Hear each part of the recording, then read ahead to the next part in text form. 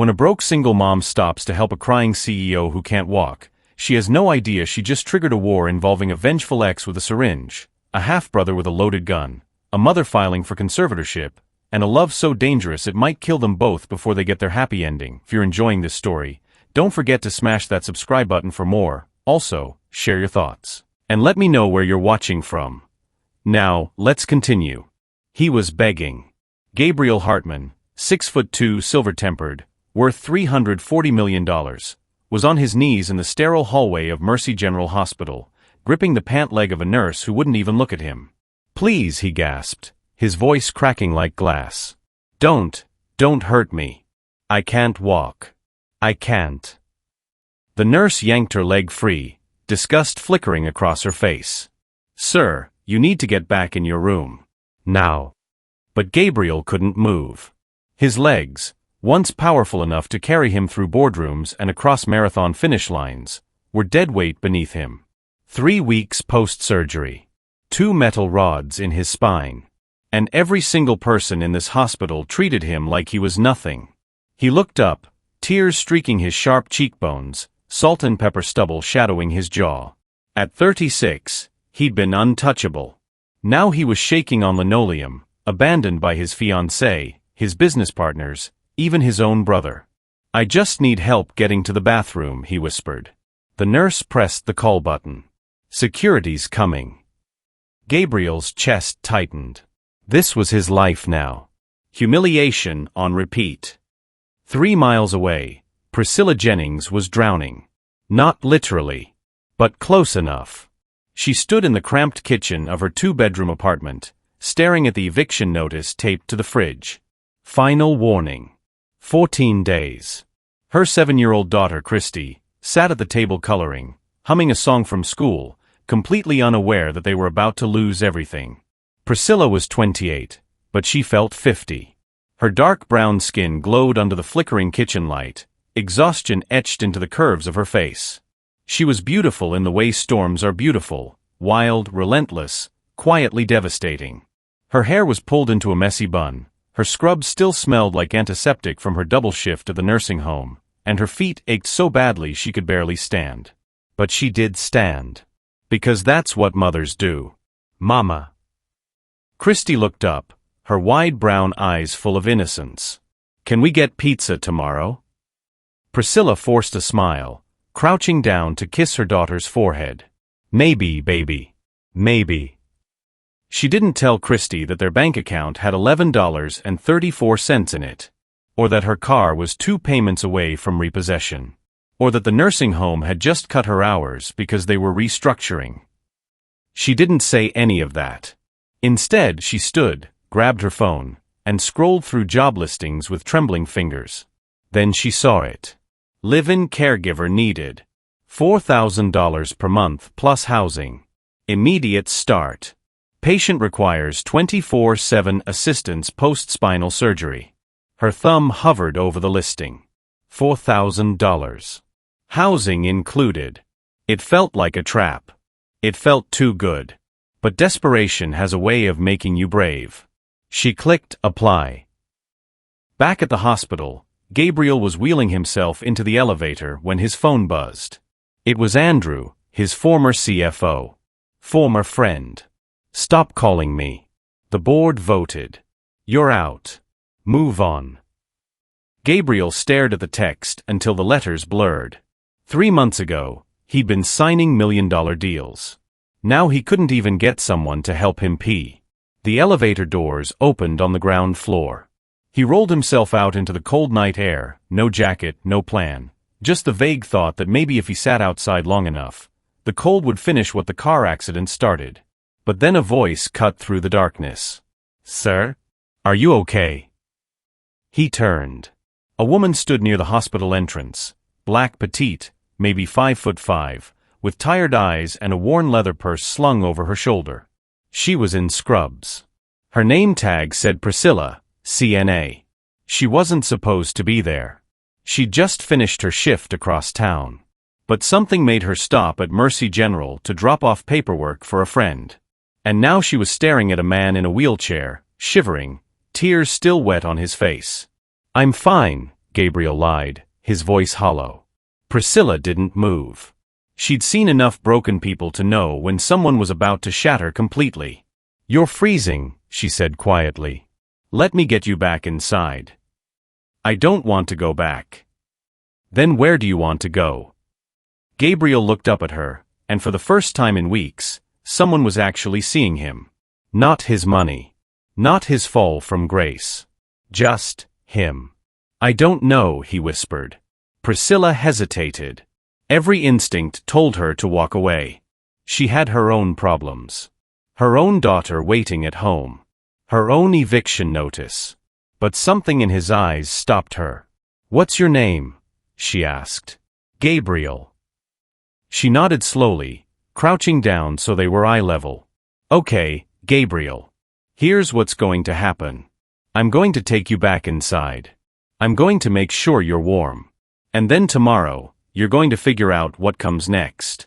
Deal?" He stared at her like she'd just offered him oxygen. "Why are you helping me?" Priscilla stood, gripping the handles of his wheelchair. "Because somebody should."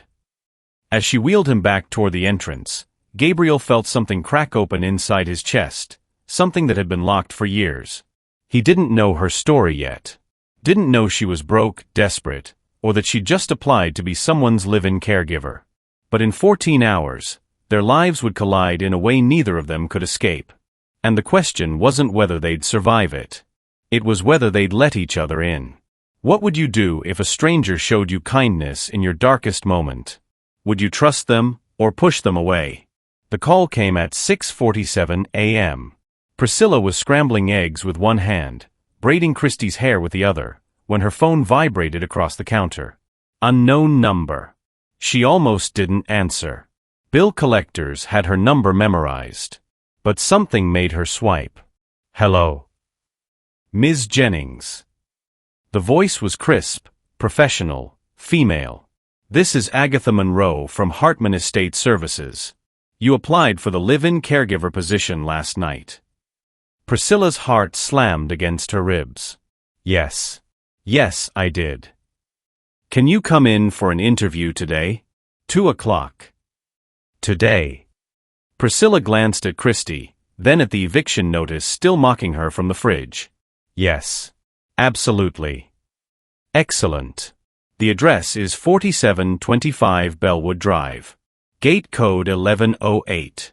Don't be late." The line went dead. Priscilla stood frozen, eggs burning in the pan. Christie tugged her sleeve. "Mama? The eggs are smoking." She blinked, yanked the pan off the stove, then crouched down and grabbed her daughter's face. "Baby, Mama's got a job interview today. A big one. You're gonna stay with Miss Keisha after school, okay?" Christie nodded, confused but trusting. Priscilla kissed her forehead, her mind already racing. 4,000 a month. Housing. This could save us. She just didn't know yet what it would cost. Gabriel woke up screaming. The nightmare was always the same. The truck. The impact. The sound of his spine cracking like a branch underfoot. He gasped, drenched in sweat, hands clawing at the hospital bed rails. "Mr. Hartman." A nurse appeared, young, annoyed, not the same one from last night. "You need to calm down." "I need pain meds," he choked out. "You've hit your limit for the morning." "Then get me more." "That's not how this works." Gabriel's jaw clenched. Rage and helplessness warred inside him. He wanted to throw something. Wanted to scream until his throat bled. But all he could do was lie there, trapped in a body that had betrayed him. The nurse left without another word. He stared at the ceiling, tears leaking silently into his pillow. Then his phone buzzed. "Agatha, found you a caregiver. She starts tonight. Don't scare her off." Gabriel's stomach twisted. Another stranger. Another person who'd look at him with pity or disgust. He typed back with shaking hands, "I don't want anyone. Agatha, you don't have a choice. Hospital's discharging you today. Either you accept help or you die alone in that mansion. Pick one." He threw the phone across the room. It shattered against the wall. At exactly 1:58 p.m., Priscilla pulled up to the gate. Her hands were slick on the steering wheel. The address had led her to the kind of neighborhood she'd only seen in magazines: rolling hills, iron gates, houses that looked like museums. She punched in the code. The gate groaned open. The driveway alone was longer than her street. When the mansion came into view, she almost turned around. This is a mistake. People like me don't work in places like this. But then she thought of Christy. The eviction notice. The $11.34. She parked, smoothed her blouse, and walked to the front door. Before she could knock, it swung open. A tall, severe woman in her 50s stood there, platinum blonde bob, tailored suit, eyes like a hawk. "Ms. Jennings. I'm Agatha Monroe. You're 2 minutes early." "Good." Priscilla nodded, throat dry. Agatha didn't smile. "Let's be clear. This isn't a normal caregiving job. The patient is difficult. He's wealthy, stubborn, and in extraordinary pain. He will say cruel things. He will push you away. Your job is to keep him alive and mobile. Nothing more." "Understood," Priscilla said quietly. "You'll live here. 3rd floor guest suite. Meals provided. You're on call 24/7 except Sundays. Your daughter can visit on weekends only. Any questions?" Priscilla's pulse hammered. "Can I meet him first?" Agatha's expression flickered, something like pity. "Follow me." They walked through a house that felt more like a mausoleum. Marble floors. Vaulted ceilings. Empty rooms echoing with silence. Agatha stopped outside a closed door on the 2nd floor. "He doesn't know you're coming. Fair warning, he fired the last 3 caregivers in under a week." She knocked twice, then opened the door without waiting. The room was dark. Heavy curtains blocked the afternoon sun. And in the center, sitting in a wheelchair facing the window, was a man Priscilla recognized instantly. The man from the hospital. Gabriel. Her breath caught. He didn't turn around. "I told you I don't want anyone," he said, his voice flat and cold. Agatha stepped aside, gesturing for Priscilla to enter. "Mr. Hartman, this is Priscilla Jennings. She's your new caregiver." Silence. Then, slowly, Gabriel turned his wheelchair around. His eyes met hers. And for one suspended moment, recognition flared between them. "You." Priscilla's voice came out softer than she intended. "We've met." Gabriel stared at her, this woman who'd crouched in the cold and treated him like a human being when no one else would. And something dangerous twisted in his chest. "Get out," he whispered. Priscilla didn't move. "Excuse me." "I said get out." His voice cracked. "I don't need your pity. I don't need you." Agatha sighed. "Mr. Hartman." "Get out." He grabbed a glass from the side table and hurled it across the room. It shattered against the wall, inches from Priscilla's head. She flinched but didn't run. Agatha stepped forward, furious. "That's enough."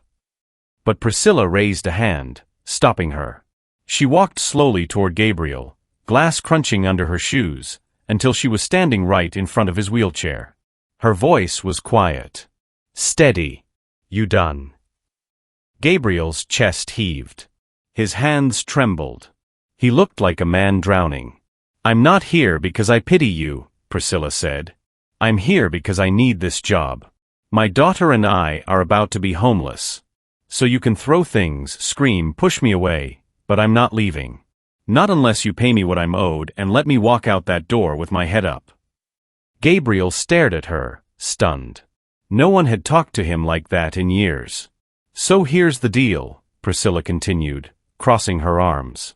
"You let me do my job. I'll keep my distance. I won't ask questions. I won't try to fix you.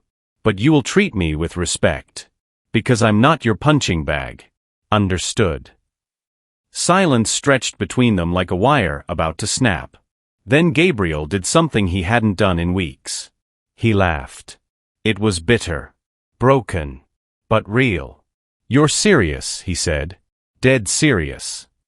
He shook his head, dragging a hand through his disheveled hair. You have no idea what you're signing up for. Priscilla met his gaze without flinching. Try me. Agatha cleared her throat. So, do we have an agreement? Gabriel looked at Priscilla one more time, this stranger who'd shown him kindness, who wasn't afraid of his rage, who was standing in his wreckage and refusing to run. Fine, he muttered. But don't expect me to be grateful. Priscilla nodded once. Wouldn't dream of it. Agatha handed her a key. Your suite is upstairs. Get settled. Dinner's at 6. You start tonight. As Priscilla turned to leave, Gabriel's voice stopped her. Why'd you help me? Last night. She paused in the doorway, glancing back over her shoulder. Because nobody should beg alone, she said quietly. Then she walked out. Gabriel sat in the darkness, her words echoing in his mind. And for the first time since the accident, he wondered if maybe, he didn't have to do this alone. But upstairs, as Priscilla unpacked her single suitcase in a guest suite bigger than her entire apartment, her hands were shaking. She'd just committed to living with a stranger. A broken, angry, unpredictable man. What have I done? Her phone buzzed. Christy, Mama, when are you coming home? Priscilla closed her eyes, tears threatening. Priscilla, soon baby. Mama's working so we can have a new home. I love you. She hit send, then sat on the edge of the massive bed and let herself cry for exactly 2 minutes. Then she dried her face, stood up, and got to work. Because that's what survivors do. They don't break. They bend. And sometimes, if they're lucky, they find someone else who's bending too. The first night was a war. Priscilla knocked on Gabriel's door at 6:15 p.m. with a dinner tray, grilled chicken, roasted vegetables, soup Agatha had left warming on the stove. No answer. She knocked again. Mr. Hartman? Dinner. Not hungry. You need to eat. I said I'm not hungry. Priscilla pressed her forehead against the door, exhaling slowly. Patience. You need this job. I'm leaving the tray outside your door, she called. If you don't eat it, that's on you. She set it down and walked away. 2 hours later, when she came back to check, the tray was exactly where she'd left it. Untouched. Cold. At midnight, she heard the scream. Priscilla bolted out of bed, heart hammering, and ran down the hallway in her oversized t-shirt and sweatpants. Gabriel's door was cracked open. Inside, he was thrashing in his wheelchair, trapped in a nightmare, his face twisted in agony. No, I can't, please. She burst in without thinking. Gabriel. His eyes snapped open, wild and unseeing. He grabbed her wrist so hard she gasped. Don't hurt me. Gabriel, it's me. Priscilla. You're safe. You're home. He blinked, clarity bleeding back into his gray-blue eyes. Then he realized he was gripping her, and he let go like she'd burned him. Get out, he rasped. You were having a nightmare. I said get out. But his voice cracked. And Priscilla saw it, the terror still swimming in his eyes, the way his hand shook, the sweat soaking through his shirt. She didn't leave. Instead, she crouched beside his wheelchair. When's the last time you slept through the night? None of your business. When's the last time you took your pain meds? Gabriel looked away. I don't need them. Liar. His head whipped toward her. Excuse me. Priscilla stood, crossing her arms. You're in pain. You're not eating. You're not sleeping. And you're refusing help because you'd rather suffer than admit you need someone. So yeah, you're a liar. Gabriel's jaw clenched so hard she heard his teeth grind. You don't know anything about me. Then tell me. Why? So you can pity me? So you can write some inspiring story about the broken rich guy you saved. Priscilla's eyes flashed. I don't do pity. And I don't need your story. But if you want me to keep you alive, you need to start trusting me. Even just a little. I don't trust anyone. Then you're going to die in this chair. The words hit like a slap. Gabriel stared at her, chest heaving, fury and despair tangled so tight he couldn't separate them. "Get out," he whispered. This time, Priscilla listened. But as she reached the door, she turned back. "Your meds are on the nightstand. Take them. Or don't. But if you die on my watch, I'm not explaining it to Agatha." She left, closing the door softly behind her. Gabriel sat alone in the darkness, her words echoing. Then, slowly, he reached for the pill bottle. The next morning, Priscilla found him in the gym. She'd been exploring the mansion, trying to map out where everything was, when she heard grunting from behind a frosted glass door. She pushed it open. Gabriel was on a mat, dragging himself forward with his arms, legs limp behind him. His face was red, veins popping in his neck, every muscle straining. "What are you doing?" Priscilla demanded. "Physical therapy," he ground out. "Where's your therapist?" "Don't have one." "Gabriel. I can do this myself." "You're going to hurt yourself." "I'm already hurt." He slammed his fist into the mat, breathing hard. "I'm already broken. This," he gestured at his legs. "This is all I have left. So don't tell me what I can't do." Priscilla watched him for a long moment. Then she walked over, kicked off her shoes, and knelt on the mat beside him. "What are you doing?" Gabriel asked warily. "Helping." "I don't need." Yeah. You don't need anyone. I got the memo."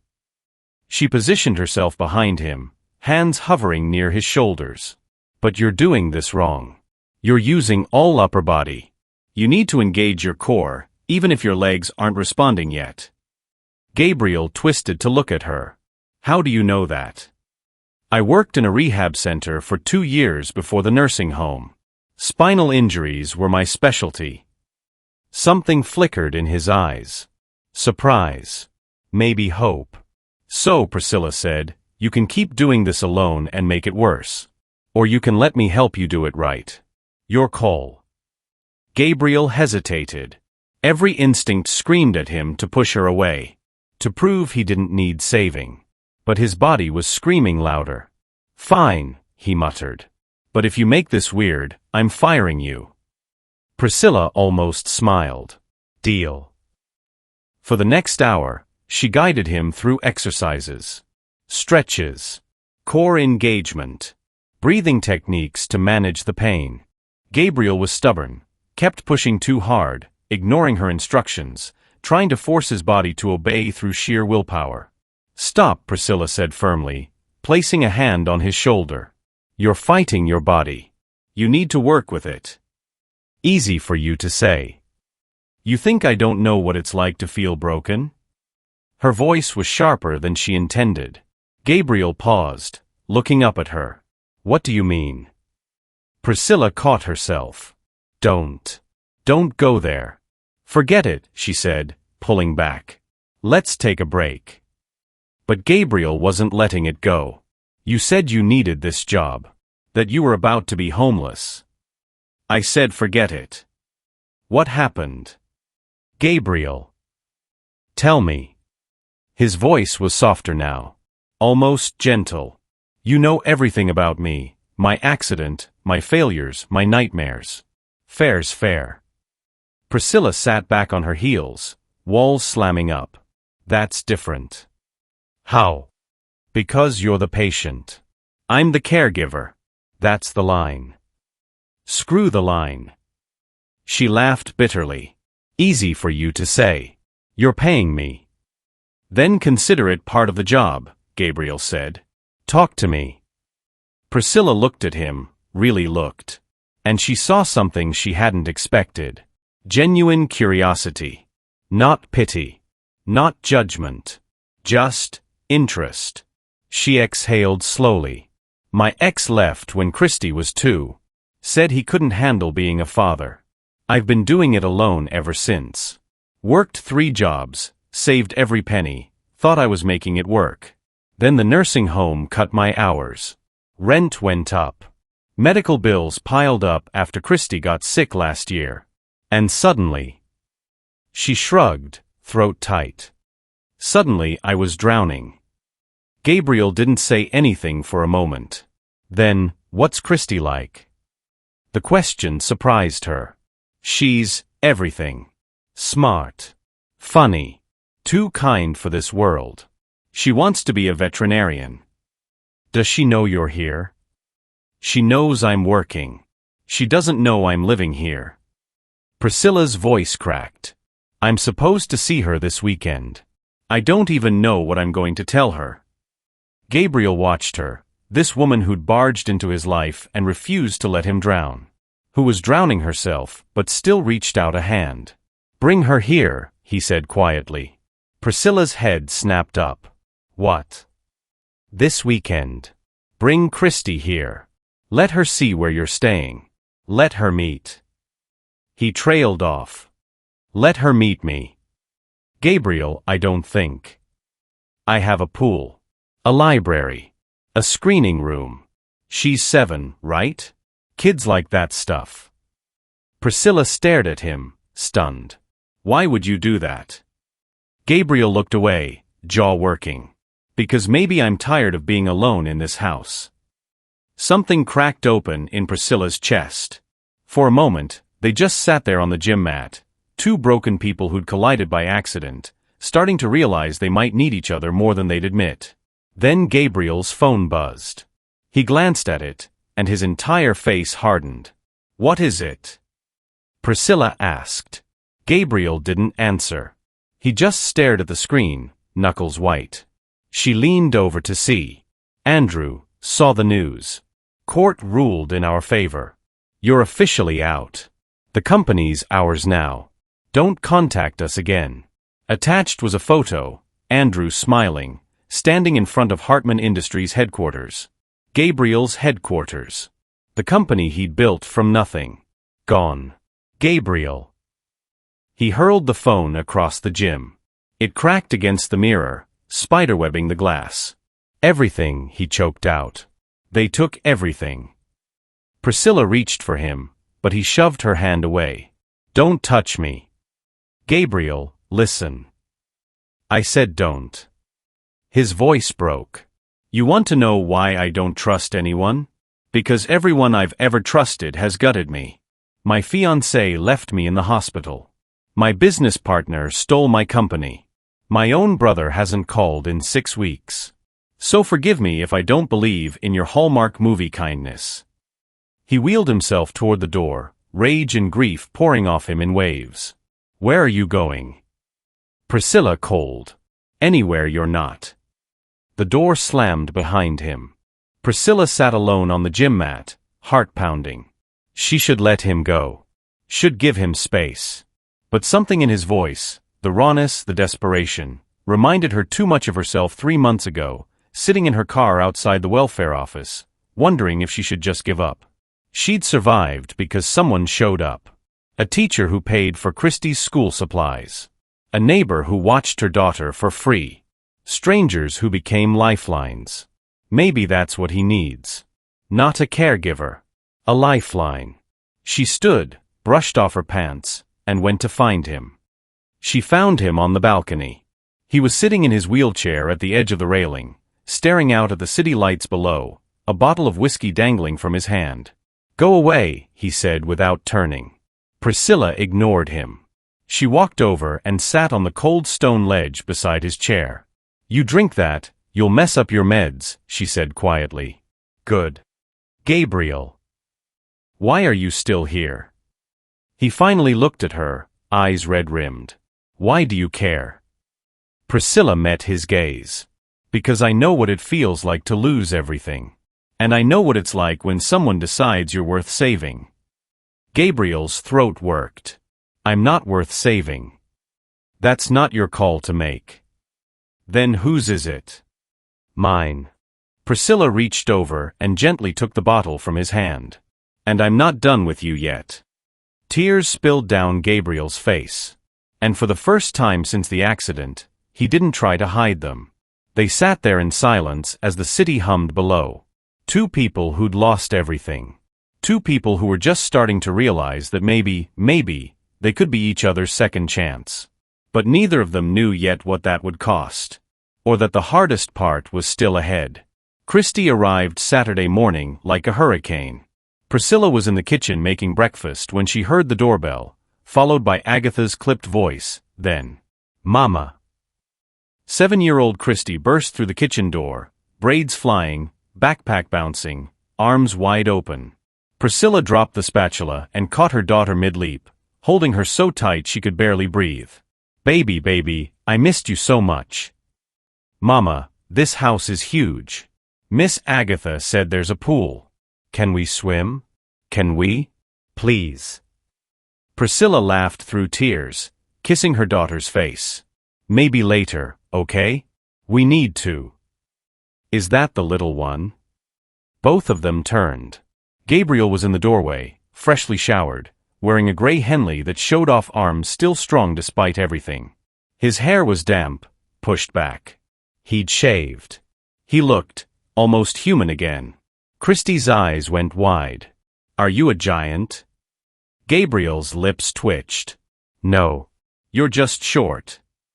"I'm not short. I'm fun-sized."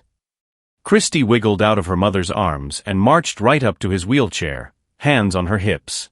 "Mama says you got hurt. Does it hurt a lot?" "Christy." Priscilla gasped. "You can't just." But Gabriel held up a hand, eyes locked on the fearless child in front of him. "Yeah," he said quietly. "It hurts a lot." Christy nodded seriously. "When I broke my arm last year, it hurt too. But Mama sang to me every night and it got better. Maybe she can sing to you too." Something flickered across Gabriel's face, surprise, then something softer. "Maybe," he said. Christy grinned, gap-toothed and radiant. "Wanna see me do a cartwheel?" "Christy, we just got here." But the little girl was already running toward the massive living room, flipping herself upside down on the marble floor. Gabriel watched her, and for the first time in months, something like warmth crept into his chest. Priscilla stood beside him, nervous. "I'm sorry. She's a lot."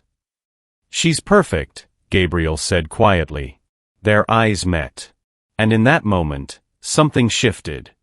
The day unfolded like a dream Priscilla didn't know she was allowed to have. Gabriel showed Christy the library, floor-to-ceiling books, a rolling ladder, leather chairs bigger than she was. "Do you read all of these?" Christy asked, eyes huge. "I used to," Gabriel said. "Before."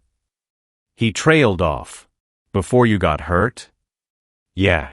Christy climbed into one of the chairs, pulling a picture book off the shelf. "Will you read to me?" Gabriel blinked. "I'm not really." "Please." Christy looked up at him with those enormous brown eyes. "Mama's always too tired. And you have a really cool voice." Priscilla started to intervene, but Gabriel waved her off. "Fine," he muttered. "One book." He wheeled himself closer. Christy handed him the book and climbed onto the armrest beside him, leaning against his shoulder like she'd known him her whole life.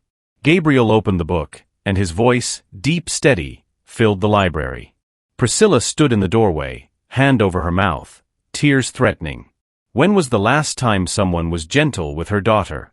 When was the last time Christy felt safe with a man? 2 hours later, Christy was in the pool, shrieking with joy. Gabriel sat at the edge in his wheelchair, pants rolled up, feet dangling in the water. He couldn't swim, couldn't risk it with his injuries, but he could splash. And when Christy cannonballed near him, soaking him completely, he actually laughed. Priscilla froze, dish towel in hand, staring through the window. "He's laughing." Agatha appeared beside her, arms crossed. "Well, that's unexpected." "Yeah," Priscilla whispered. "Don't get attached," Agatha warned. "This is temporary. You know that, right?" Priscilla didn't answer. Because she was already attached. And so was her daughter. That night, after Christy fell asleep in the guest suite, Priscilla went to check on Gabriel. She found him in his room, staring at a photo on his nightstand, a younger version of himself with a woman. Blonde. Beautiful. Smiling. "Your fiancé?" Priscilla asked softly from the doorway. Gabriel didn't look up. Ex-fiancée. Vanessa. What happened? She left 2 days after my surgery. His voice was hollow. Said she couldn't handle being with someone broken. Priscilla stepped inside. She's an idiot. Gabriel's head snapped up. Excuse me. You heard me. She's an idiot. Priscilla sat on the edge of the bed. You're not broken, Gabriel. You're healing. There's a difference. I can't walk. So? You're still here. Still breathing. Still capable of making a 7-year-old laugh so hard she almost drowned herself. Priscilla's eyes were fierce. That's not broken. That's strength. Gabriel stared at her like she'd spoken a foreign language. Why do you see me like that? He asked quietly. Like what? Like I'm still worth something. Priscilla leaned forward, voice steady. Because you are. And anyone who can't see that doesn't deserve you. The air between them thickened. Gabriel's gaze dropped to her lips, then back to her eyes. Priscilla. Don't. She stood abruptly. Don't do that. Do what? Look at me like I'm something I'm not. And what do you think you are? Your employee. Her voice cracked. That's all this is. That's all it can be.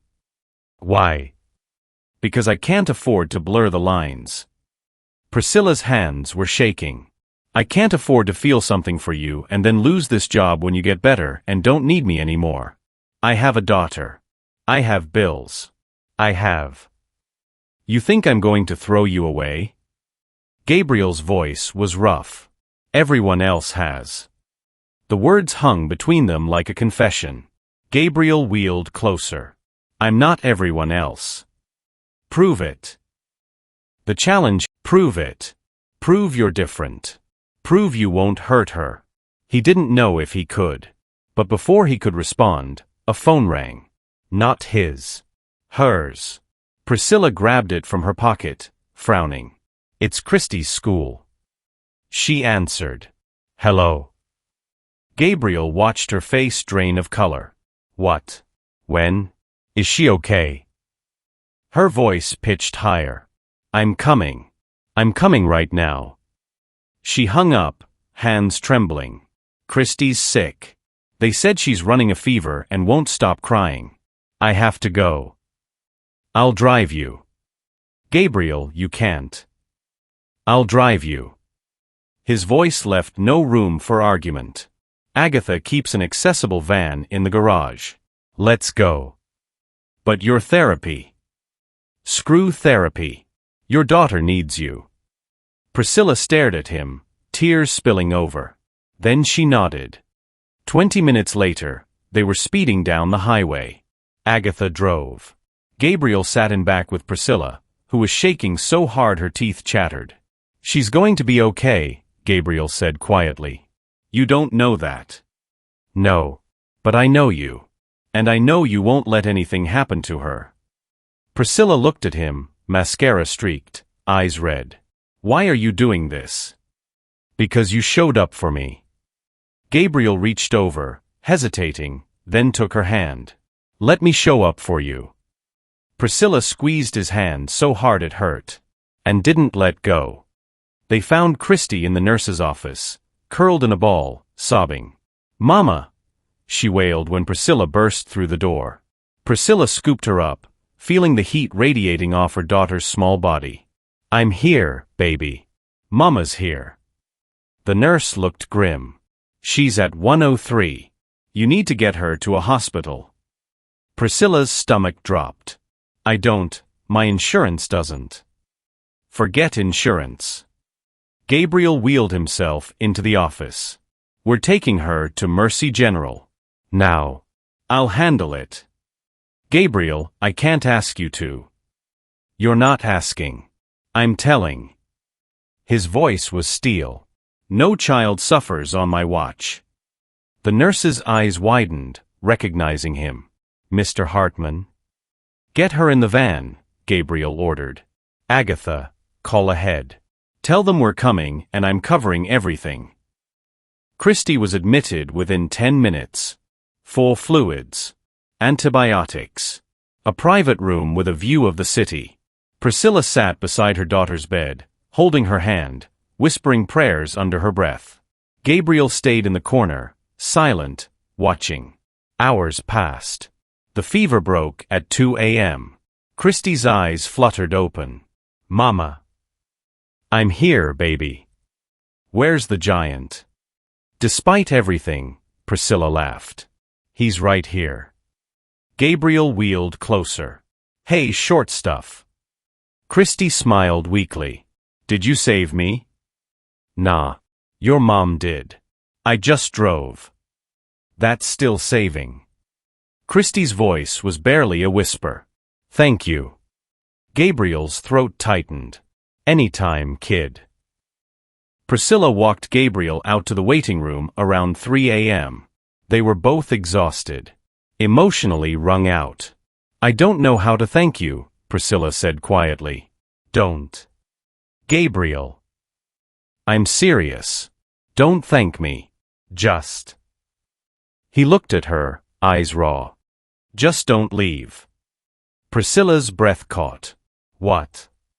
When Christy's better. When you don't need the money as desperately. When I'm walking again and you have other options. His voice cracked. Don't leave. Gabriel. I know I'm a mess.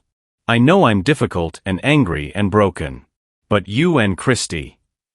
He swallowed hard. You make me feel human again. And I don't want to lose that. I don't want to lose you. Priscilla sank into the chair beside him, tears streaming. This is a really bad idea, she whispered. I know. You're my patient. I'm your employee. There are rules. Screw the rules.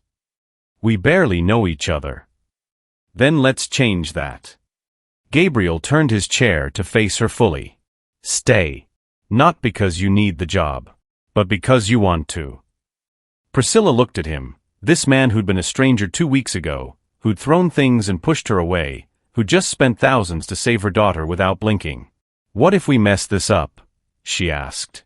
Then we mess it up together. But before she could answer, her phone buzzed. Unknown number. She frowned, answering. Hello. Priscilla Jennings?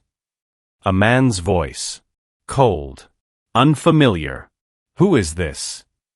Someone who knows exactly who you're working for, and exactly why you need to walk away. Priscilla's blood ran cold. What are you talking about? Gabriel Hartman destroyed lives building his empire. He's not the victim you think he is. And if you don't quit, I'll make sure everyone knows the truth about you too. The line went dead. Priscilla sat frozen, phone trembling in her hand. Gabriel leaned forward. What's wrong? Nothing, she lied, her voice shaking. Wrong number. But Gabriel saw straight through her. Priscilla. What happened? She looked at him, fear crawling up her spine. Who was that? What do they want? And what truth are they talking about? Because the life she'd built, the safety she'd found, was about to shatter. And neither of them were ready for what came next. If someone threatened to expose secrets that could destroy everything you fought for, would you run, or would you fight? Drop your comments below. Priscilla didn't sleep. She sat in the hospital chair beside Christy's bed, phone clutched in her lap, that voice echoing in her mind. I'll make sure everyone knows the truth about you too. What truth? What could they possibly know? Her hands shook as she scrolled through her call history. Unknown number. Untraceable. Gabriel had gone home hours ago. Agatha insisted he needed rest. But he'd made Priscilla promise to call if anything changed. She stared at his name in her contacts. Should I tell him? But tell him what? That someone was threatening her? That maybe she wasn't as innocent as he thought? Her finger hovered over his name. Then Christy stirred, and Priscilla locked her phone, shoving it away. Not now. Deal with this later. But later came faster than she expected. At 7 a.m., a nurse brought breakfast and a visitor. Ms. Jennings? There's someone here to see you. Priscilla frowned. Who? A man stepped into the room, tall, black, mid-40s, expensive suit, cold eyes. Priscilla's stomach dropped. Marcus. Christy was still asleep. The man glanced at her, then back at Priscilla with a smile that didn't reach his eyes. It's been a while, Scylla. Get out. Her voice was steel. That's no way to greet your brother. Half-brother. And you lost the right to call me that when you stole my inheritance and left me with nothing. Marcus chuckled, closing the door behind him. Still bitter about that, huh? Priscilla stood, placing herself between him and Christy. What do you want? I heard you were working for Gabriel Hartman. Marcus circled the room slowly, hands in his pockets. Funny. Small world. How did you know where to find me? I have friends. Friends who keep tabs on people. He paused by the window. Friends who know things. Priscilla's pulse hammered. You called me last night. Not me personally. But yes, I arranged it. Marcus turned, leaning against the wall. See, Gabriel Hartman and I have history. What kind of history? The kind where he bought out my company for pennies, fired 300 employees, including me, and walked away richer while we lost everything. His voice was poison. So imagine my surprise when I find out my estranged sister is living in his mansion, playing nurse. I'm not playing anything. Aren't you? Marcus stepped closer. You think he cares about you? You think this is real? He's using you, Scylla. Just like he uses everyone. And when he's done, he'll throw you away like trash. You don't know him. And you do? After 2 weeks. Marcus laughed bitterly. You always were naive. Get out, Priscilla said again, voice shaking. Before I call security. Go ahead. But first, hear this. Marcus's smile vanished. I'm filing a lawsuit against Gabriel Hartman. Wrongful termination. Corporate malfeasance. And I'm going to win. Which means everything he has, including that mansion you're living in, is about to be seized. Priscilla's breath caught. You can't. I can. And I will. He moved toward the door, then paused. When it all falls apart, don't say I didn't warn you. And when you're desperate again, and you will be, don't come crawling to me. He left. Priscilla stood frozen, the room spinning. Is it true? Did Gabriel destroy lives? Her phone buzzed. Gabriel, how's Christy? Need anything? She stared at the message. Who are you, Gabriel Hartman? And what have I gotten myself into? By noon, Christy was discharged. Agatha picked them up in the van. Gabriel was waiting at the mansion, lunch already laid out on the patio. Hey, short stuff. He grinned when Christy ran over. Feeling better? Way better. Can we read more books? After you eat. Your mom will kill me if I don't feed you. Christy giggled and dove into her sandwich. Gabriel's eyes found Priscilla. You look exhausted. I'm fine. Liar. She almost smiled. But the weight of Marcus's words pressed down on her chest. Gabriel wheeled closer, lowering his voice. What happened? And don't say nothing. I know that look. Priscilla glanced at Christy, then back at him. Can we talk? Alone. They went to his office, all dark wood and leather, walls lined with awards and photos. Priscilla paced, arms crossed. Gabriel watched her, waiting. My half-brother visited me this morning, she finally said. Gabriel's jaw tightened. What? His name is Marcus Jennings. He said you two have history. The color drained from Gabriel's face. Marcus Jennings. Gentech Solutions. You remember. I remember. Gabriel's voice was hollow. He's the one who called you last night, isn't he? He arranged it. Gabriel, he said you destroyed his company. Fired 300 people. He's filing a lawsuit. It wasn't like that. Gabriel dragged a hand through his hair. Priscilla, let me explain. Then explain. Her voice cracked. Because right now, I don't know what to believe. Did you ruin people's lives? Gabriel flinched like she'd slapped him. Yes. Priscilla's breath caught. Not intentionally, Gabriel continued, voice raw. But yes. Gentech was bleeding money. Bad leadership. Toxic culture. I bought them out to save what I could. I tried to keep people employed. But the board, my board, overruled me. They wanted immediate profit. So they gutted the company and sold the assets. And you let them? I didn't have a choice. Gabriel's voice rose. I was 1 vote against 12. They outnumbered me. You were the CEO. And I was overruled. His hands shook. You think I wanted that? You think I slept well knowing people lost their jobs because of me? I didn't. I never did. Priscilla stared at him. Why didn't you fight harder? Because I was a coward. Tears slid down his face. I told myself it was business. That I had no choice. But the truth? I could have walked away. Could have resigned in protest. But I didn't. I stayed. I cashed the checks. And 300 people suffered. He looked up at her, eyes red. So yeah. I destroyed lives. And I've been paying for it every day since. Priscilla sank into a chair, mind reeling. Marcus said he's suing you. He can try. But he won't win. The court's already cleared me. Gabriel's voice was bitter. Legally, I'm innocent. Morally. He laughed harshly. I'm guilty as hell. Silence stretched between them. Priscilla's mind spun. Who is he? The man who saved my daughter? Or the man who destroyed hundreds of families? Why didn't you tell me?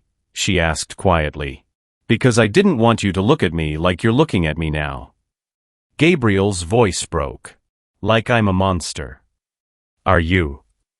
I don't know. He met her gaze. But I'm trying not to be. Priscilla pressed her hands to her face, exhausted. I don't know what to do with this. Neither do I.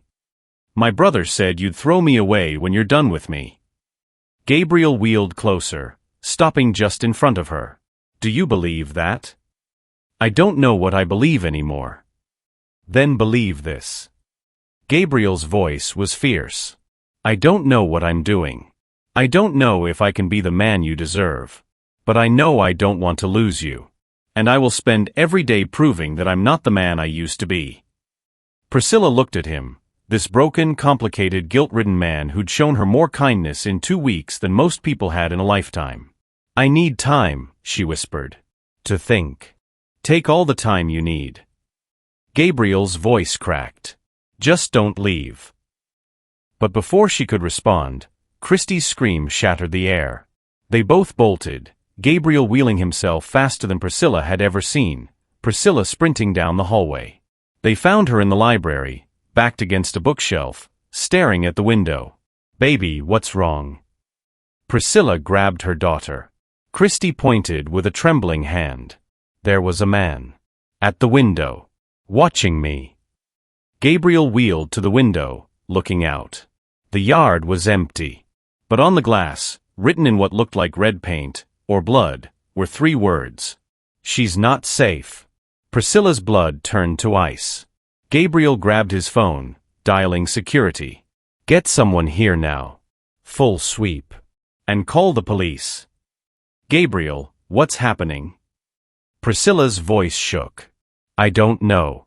But whoever's doing this, his jaw clenched. They just made a mistake. Security arrived in minutes. They found footprints in the garden. A ladder propped against the side of the house. And on the back gate, a note. You can't protect them, Hartman. You couldn't even protect yourself. The lead guard handed it to Gabriel, face grim. Sir, this is a direct threat. We need to involve law enforcement. Gabriel crumpled the note in his fist. Do it. Priscilla pulled Christy close, heart hammering. Who would do this? I don't know. But I'm going to find out. Gabriel looked at her, eyes blazing. Pack a bag. You and Christy are staying in the main house tonight. Guest suites 2 exposed.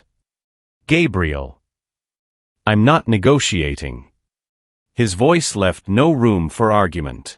If someone's coming after me, they're not getting near you or your daughter. I don't care what it takes. That night, Priscilla couldn't sleep. She lay in the massive guest room on the 2nd floor, Christy curled beside her, while security patrolled the grounds. Gabriel was down the hall. She could hear his wheelchair moving, restless. At 2 a.m., she slipped out of bed and found him on the balcony again, staring at the city. Can't sleep either, she asked softly.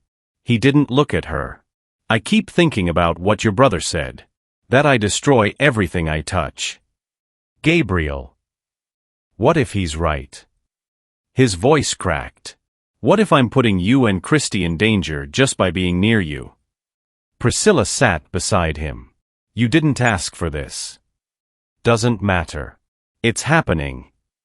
He finally turned to her. Maybe you should leave. Take Christy. Get somewhere safe. I'll still pay you. Stop. Priscilla grabbed his hand. I'm not leaving. Why not?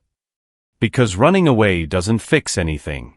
It just means whoever's doing this wins. Her eyes were fierce. And I don't lose. Not anymore. Gabriel stared at her, something like awe in his expression. You're terrifying, you know that? Good. She squeezed his hand. Because whoever's threatening us should be terrified too. But neither of them knew the real danger was already inside the house. And by morning, everything would change. The attack came at dawn. Priscilla woke to shattering glass. She bolted upright, heart exploding in her chest. Christy was still asleep beside her. Another crash. Shouting. Heavy footsteps pounding through the mansion. Stay down. A man's voice, security, yelling from downstairs. Priscilla grabbed Christy, who jerked awake, eyes wide with terror. Mama. Shoo baby, it's okay, but her voice shook. The door burst open. Gabriel. Wheelchair moving fast, face pale, phone pressed to his ear. Police are 3 minutes out, he said, breathless. Someone breached the south entrance. Security's engaging now. More glass shattered. A gunshot cracked through the air. Christy screamed. Move. Gabriel wheeled into the room, grabbing Priscilla's arm. There's a panic room. Down the hall. Now. Priscilla scooped Christy up and ran. Gabriel led them to a door hidden behind a bookshelf. His hands shook as he punched in the code. The door hissed open, reinforced steel, soundproof walls, monitors showing every angle of the house. Get inside, Gabriel ordered. Priscilla rushed in with Christy, then turned. What about you? I'm right behind you. Another gunshot. Closer this time. A man's voice echoed up the stairs. Where is he? Gabriel's face went white. That's Marcus. What? Get inside. Gabriel shoved his wheelchair forward, blocking the doorway. Lock it behind me. Don't open it for anyone but the police. Gabriel, no. He grabbed her face with both hands, eyes blazing. If something happens to me, you take Christy and you run. There's cash in the safe. Passports. Everything you need. Promise me. I'm not leaving you. Promise me. Tears streamed down her face. I promise. He kissed her forehead, quick, desperate, then wheeled himself out. The door sealed shut. Priscilla collapsed against it, Christy sobbing in her arms, as the monitors showed Gabriel wheeling himself toward the stairs. Toward Marcus. Gabriel found him in the foyer. Marcus stood surrounded by shattered glass, a gun in his hand, 2 hired thugs flanking him. Security guards lay unconscious on the floor. Hello, Gabriel, Marcus said coldly. Gabriel stopped his wheelchair 10 feet away, hands visible, voice steady. You didn't have to do this. Yes, I did. Marcus's finger tightened on the trigger. You took everything from me. My company. My reputation. My life. And now you're playing house with my sister like you're some kind of hero. I never wanted to hurt you. Liar. Marcus's voice cracked. You sat in boardrooms and signed papers while 300 families starved. My wife left me because I couldn't provide. My daughter won't speak to me. I lost everything because of you. Gabriel's throat tightened. I'm sorry. I know it doesn't fix anything, but I'm sorry. Sorry doesn't pay my bills. Sorry doesn't give me back 5 years. Marcus stepped closer. But watching you lose everything the way I did? That'll be a start. Then do it, Gabriel said quietly. Shoot me. Take whatever you want. But let Priscilla and Christy go. They have nothing to do with this. Doesn't work that way. Marcus smiled coldly. You care about them. Which means they're leverage. Gabriel's blood turned to ice. If you touch them. You'll what? You can't even stand. The words hit like bullets. Gabriel's hands clenched the armrests of his wheelchair, rage and helplessness warring inside him. Then, from the panic room monitors, Priscilla's voice crackled through an intercom Gabriel didn't know she'd found. Marcus. Marcus froze, looking up at the camera. Scylla. You want revenge? Fine. Take it out on Gabriel. Take it out on me. But you leave my daughter out of this, or I swear to God, I will destroy you myself. You don't have the power. Try me. Her voice was steel. I know where you live. I know who you work for. And I know about the embezzlement charges you're hiding from the feds. Marcus's face went white. How? Did you think I didn't keep tabs on you after you stole my inheritance? I've been waiting 5 years for the right moment to bury you. Priscilla's laugh was bitter. So here's the deal. You walk out now, and I keep my mouth shut. You hurt anyone in this house, and I make one phone call that ends you. Silence. Marcus stared at the camera, jaw working. Then slowly, he lowered the gun. This isn't over, he said. Yeah, it is, Priscilla said quietly. You just don't know it yet. Marcus gestured to his thugs. They grabbed their unconscious security guard and dragged him toward the door. But before leaving, Marcus looked at Gabriel one last time. She's too good for you, he said. And one day she'll figure that out. Then he was gone. The panic room door opened.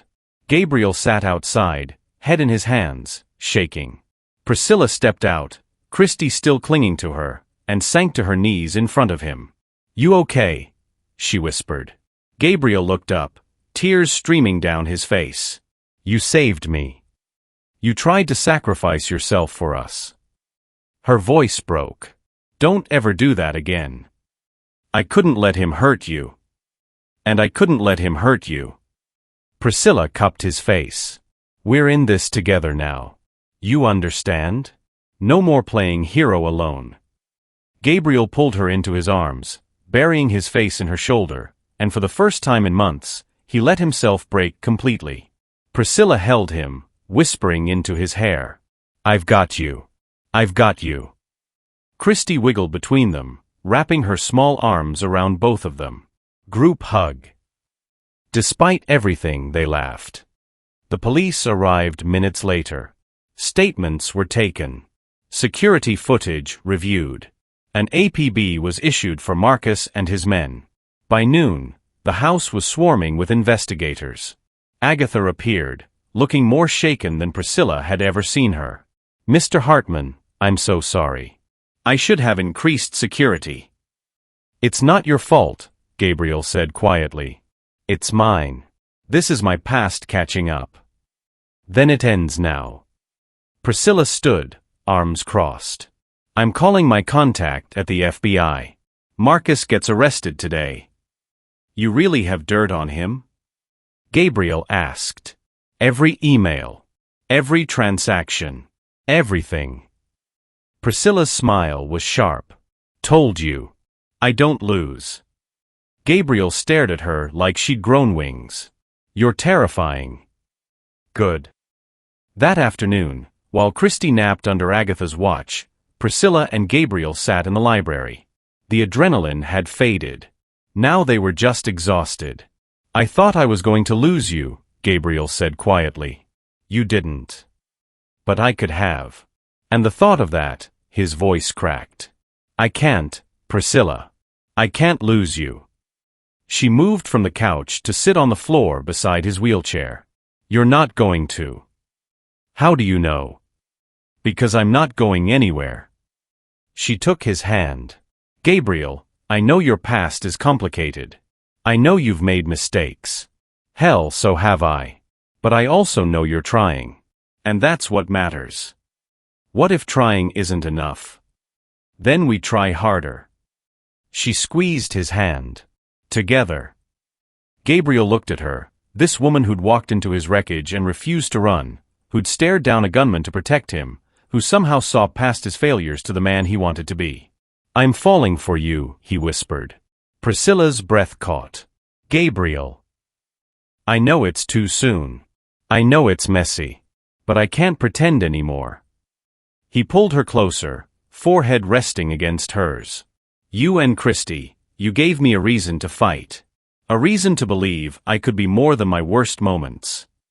Tears slid down Priscilla's cheeks. I'm falling for you too. And it terrifies me. Why? Because I've been hurt before. And I swore I'd never let anyone close enough to do it again. Her voice broke. But then you happened. And now I don't know how to protect myself from you. You don't have to. Gabriel cupped her face. I'm not going to hurt you. I swear. You can't promise that. Then let me show you. He leaned in slowly, giving her time to pull away. She didn't. Their lips met, soft, tentative, tasting of tears and coffee and something that felt dangerously like hope. When they pulled apart, Priscilla was shaking. This changes everything, she whispered. I know. We can't go back. I don't want to. She pressed her forehead against his.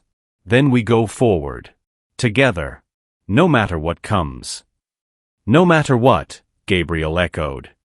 But neither of them knew that across town, Marcus was making a call. It didn't work, he said into the phone. She's got leverage. The voice on the other end was cold, female, sophisticated. Then we use Plan B. What's Plan B? We take away the one thing Gabriel Hartman can't replace. What's that? A pause. Then, his ability to walk. Marcus's blood ran cold. You said no one would get hurt. I said I wouldn't hurt anyone. I never said anything about his physical therapist. The woman's smile was audible. Dr. Vanessa Hartman sends her regards. The line went dead. Marcus stared at his phone, stomach churning. What have I gotten myself into? Back at the mansion, Priscilla's phone buzzed. Unknown number. Again. She almost ignored it. But something made her answer. Hello. Ms. Jennings. This is Dr. Elena Cross from Mercy General Hospital. I'm Gabriel's new physical therapist. Priscilla frowned. He didn't mention. It was arranged through his insurance. I'll be starting Monday. Just wanted to introduce myself. Something in the woman's voice felt wrong. Too smooth. Too rehearsed. I'll have to check with Gabriel, Priscilla said carefully. Of course. See you Monday. The woman hung up. Priscilla stared at her phone, unease crawling up her spine. She found Gabriel in his room, packing away the shattered glass from the morning. Did you hire a new physical therapist? She asked. Gabriel looked up, confused. No. Why? Someone just called. Said she's starting Monday. Gabriel's face darkened. What was her name? Dr. Elena Cross. He went completely still. That's Vanessa's maiden name. Priscilla's heart stopped. Your ex-fiancé? Yeah. Gabriel grabbed his phone, scrolling frantically. Then his face went white. She's a doctor. But not a physical therapist. She's an anesthesiologist. Why would she lie? Gabriel's phone rang. He answered, face grim. Andrew. The voice on the other end was panicked. Gabriel, I'm sorry. I didn't know she was planning this. You have to get out of there. What are you talking about? Vanessa. She's not over what happened. She blames you for everything, her reputation, her career, everything. She's been planning, Gabriel, she's going to hurt you.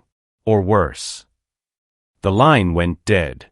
Gabriel looked at Priscilla, horror in his eyes. We need to leave, he said. Now. But before they could move, the lights went out. The entire mansion plunged into darkness. And somewhere in the house, a woman's voice echoed. Hello, Gabriel. Miss me? The emergency lights flickered on, dim, blood-red. Gabriel grabbed Priscilla's hand. Christy. Where's Christy? Agatha's room. 3rd floor. They moved. Gabriel's wheelchair wheels squeaked against marble as Priscilla ran beside him, heart hammering. The house felt different in the dark. Bigger. Colder. Every shadow could be hiding someone. Vanessa. Gabriel's voice echoed through the halls. This is between us. Leave them out of it. Laughter drifted from somewhere above. Oh, Gabriel. You always were so predictable. So noble. They reached the stairs. Priscilla's stomach dropped. Gabriel, you can't. I'll crawl if I have to. He was already transferring himself to the floor. Go. Get Christy. I'll buy you time. No. Go. Priscilla hesitated one agonizing second, then sprinted up the stairs. Behind her, she heard Gabriel shouting. Vanessa. Show yourself. Priscilla burst into Agatha's room. Empty. The bed was made. The lights were off. And on the pillow sat a single white rose with a note tied to its stem. Priscilla's hands shook as she opened it. Looking for someone? Check the pool house. V. Her blood turned to ice. The pool house. Where Christy played this morning. She ran. Gabriel dragged himself across the foyer floor. His legs were dead weight. His arms burned. But he didn't stop. You know what the worst part was? Vanessa's voice echoed from the 2nd floor balcony. Watching you choose her over me. Gabriel looked up. Vanessa stood at the railing, blonde hair pulled back, designer dress, holding a syringe filled with something dark. She was breathtaking. And terrifying. I didn't choose her over you, Gabriel said, voice hoarse. You left me. Because you became useless. Vanessa descended the stairs slowly, heels clicking. I didn't sign up to be a nurse, Gabriel. I signed up to be a CEO's wife. So this is about money. This is about humiliation. She crouched in front of him, syringe glinting. Do you know what it's like to have people pity you? To have your colleagues whisper about the woman who left her disabled fiancé? Then why come back? Because you were supposed to suffer alone. You were supposed to rot in this house, miserable and broken. Her eyes blazed. But then she showed up. And suddenly you're smiling again. Laughing. Healing. Vanessa's hand trembled on the syringe. You don't get to be happy, Gabriel. Not after what you did to me. What I did. Gabriel's voice cracked. I loved you. I would have given you everything. You gave me nothing. No children. No future. Just a broken shell of a man. She stood, syringe raised. But don't worry. After tonight, you won't feel anything ever again. Priscilla burst through the pool house doors. Christy. The room was dark except for pool lights casting eerie blue shadows. Then she heard it. Whimpering. Mama. Christy was huddled in the corner, tears streaming, hands bound with zip ties. Priscilla's vision went red. She ran to her daughter, ripping the ties off with her bare hands. "Baby, I'm here. I'm here." She said she was helping. Christy sobbed. The pretty lady said she was Gabriel's friend. "I know, baby. It's not your fault." Priscilla scooped her up, scanning for exits. That's when she saw Agatha. The older woman was slumped against the wall, unconscious, bleeding from a head wound. "No," Priscilla knelt, checking her pulse. Weak. But there. Her phone was gone. The landline was ripped from the wall. They were trapped. Then the door slammed shut. Locked from the outside. And through the window, Priscilla saw Vanessa walking back toward the main house. Toward Gabriel. "Vanessa, wait." Gabriel tried to pull himself backward. But she was faster. She grabbed his wheelchair, shoving it toward him mockingly. "What's wrong? Need help? Please. Don't do this." "Oh, I'm not going to kill you." Vanessa knelt, grabbing his face roughly. "I'm just going to make sure you never walk again. Ever." She raised the syringe, aimed at his spine. "This? It's a paralytic. Permanent. Untraceable. By the time anyone figures it out, I'll be long gone." Gabriel's breath came in gasps. "Vanessa. Say goodbye to your little happy ending." The needle descended. Gabriel closed his eyes. Crash. Glass exploded inward. Vanessa screamed, spinning around. Priscilla stood in the doorway, covered in pool house window glass, bleeding from a dozen cuts, Christy clinging to her back. In her hand was a fire extinguisher. "Get away from him," Priscilla said, voice deadly calm. Vanessa laughed. "Or what? You'll hit me? How pedestrian." "No." Priscilla stepped forward. "I'll do worse. I'll make sure everyone knows what you tried to do. I'll destroy your medical license. Your reputation. Everything you have left. You're bluffing. Try me." Priscilla's eyes blazed. "I recorded everything. Your confession. The syringe. All of it." She held up her phone, the camera app still running, red dot blinking. Vanessa's face went white. "You?" "Yeah, I did." Priscilla's smile was cold. "So here's what's going to happen. You're going to drop that syringe. You're going to sit down. And you're going to wait for the police. I'll tell them you attacked me."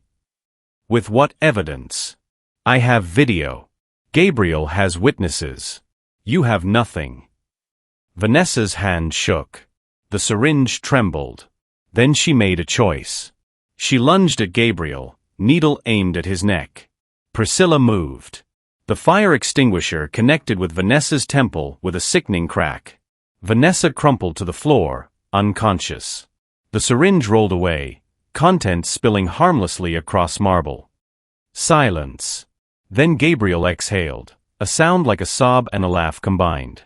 Priscilla dropped the extinguisher, knees buckling. Christy ran to Gabriel, throwing her small arms around his neck. "You're okay. You're okay." Gabriel held her with shaking hands, tears streaming. "I'm okay, short stuff.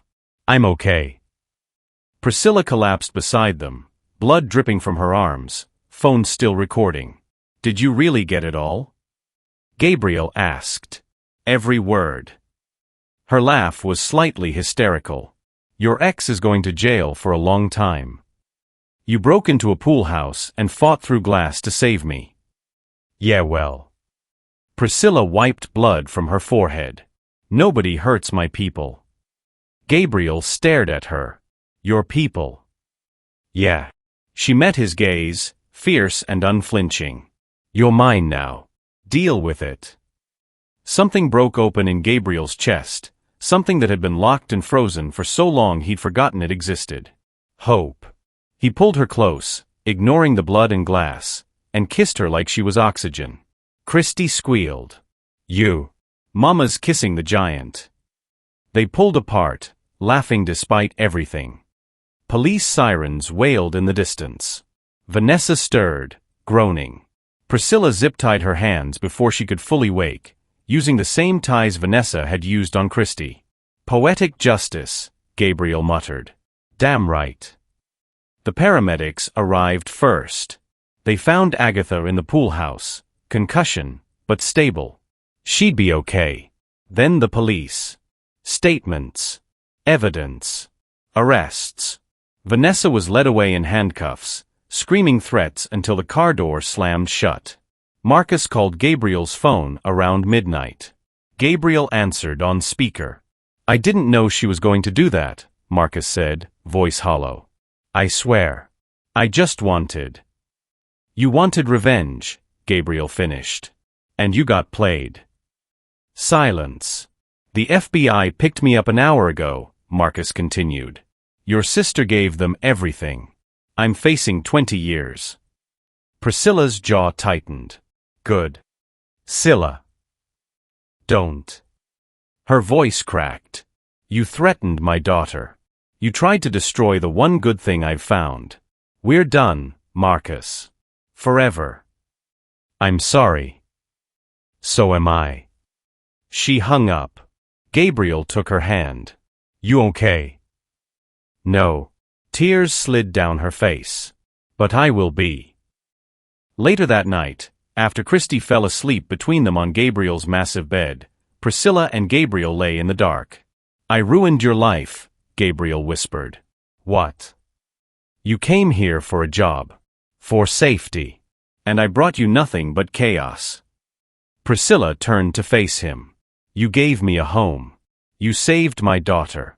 You showed me I could trust again. Her voice broke.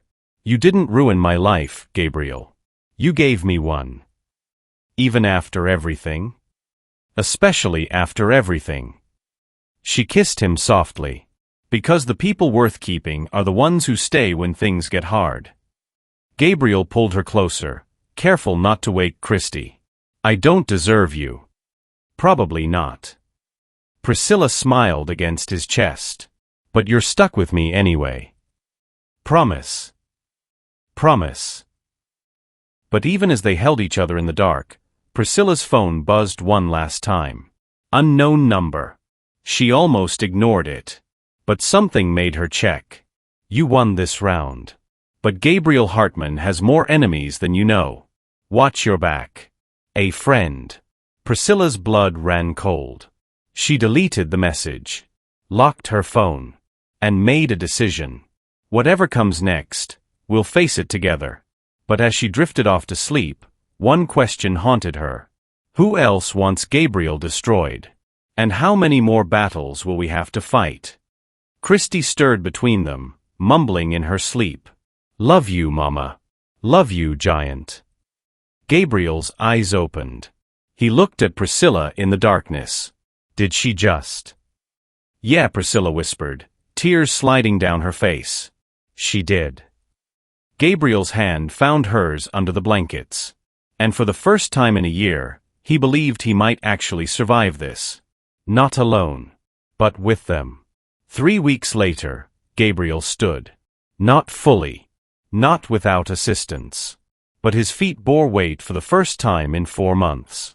Priscilla stood in front of him, hands gripping his, tears streaming down her face. You're doing it, she whispered. Gabriel, you're standing. His legs shook violently. Sweat poured down his face. Every muscle screamed. But he was standing. 10 seconds, the new physical therapist, Dr. Ramirez, thoroughly vetted, counted. 9. 8. Gabriel's eyes locked on Priscilla's. I'm going to walk again. I know you are. And when I do, his voice cracked. When I do, I'm going to walk to you. And I'm going to ask you something. Priscilla's breath caught. Gabriel. 3, 2, 1. Dr. Ramirez caught him as his legs gave out. Gabriel collapsed back into the wheelchair, gasping, triumphant. Priscilla knelt beside him, kissing his face, his hands, laughing through tears. You did it. You actually did it. Because of you. He cupped her face. Everything good in my life is because of you. But that afternoon, the letter arrived. Priscilla was folding laundry when Agatha, fully recovered, arm still in a sling, brought it to her. "This came for you. Certified mail." Priscilla's stomach dropped at the return address. Jennings and Associates legal firm. Her hands shook as she opened it. Then the world tilted. Custody petition. Petitioner, Marcus Jennings. Christy Jennings, minor child. Grounds, unstable living environment, cohabitation with dangerous individual, child endangerment. The letter slipped from her fingers. "No," she whispered. "No, no, no." Agatha picked it up, scanning quickly. Her face went white. "He's suing for custody? He's in prison." Priscilla's voice rose to a shriek. "How can he?" His lawyer filed on his behalf. "Claims you put Christy in danger by staying with Gabriel." Agatha's voice was grim. "The attack. Vanessa. The break-in. He's using all of it." Priscilla sank to the floor, world spinning. "They're going to take my daughter." Gabriel found her in the library an hour later, staring at nothing. "Priscilla." He wheeled closer. "What happened?" She handed him the letter without speaking. He read it. His face went from confused to furious to devastated. "This is my fault," he said hoarsely. "No." "Yes." He crumpled the letter. "Marcus is right. I put you both in danger. Vanessa could have killed Christy. The attack, everything, it's because of me. Gabriel, don't. You should leave." His voice cracked. "Take Christy. Get somewhere safe. I'll pay for everything, lawyers, housing, whatever you need. But you need to go." Priscilla's head snapped up. "What?" "I can't let you lose your daughter because of me." Tears streamed down his face. "I love you too much to watch that happen." "You love me." "Of course I love you." Gabriel's voice broke. "You and Christy, you're everything. But that's exactly why you have to leave. Before I destroy you both." Priscilla stood slowly, fists clenched. Then she slapped him. Not hard. But enough. Gabriel's head snapped to the side, stunned. "Don't you dare make this decision for me," Priscilla said, voice shaking. "Don't you dare tell me to leave, because you think you're protecting me. I chose to stay. I chose you. And I'm choosing to fight." "Priscilla." "No. You listen." She grabbed his face, forcing him to look at her. "Marcus doesn't get to win. Not after what he did. Not after everything we survived. I'm not running. I'm going to fight for my daughter. And you're going to help me." "How?" "I don't know yet. But we'll figure it out." Her eyes blazed. "Together. Like we always do." Gabriel pulled her into his lap, holding her so tight she could barely breathe. "I don't deserve you," he whispered. "Stop saying that." She kissed him hard.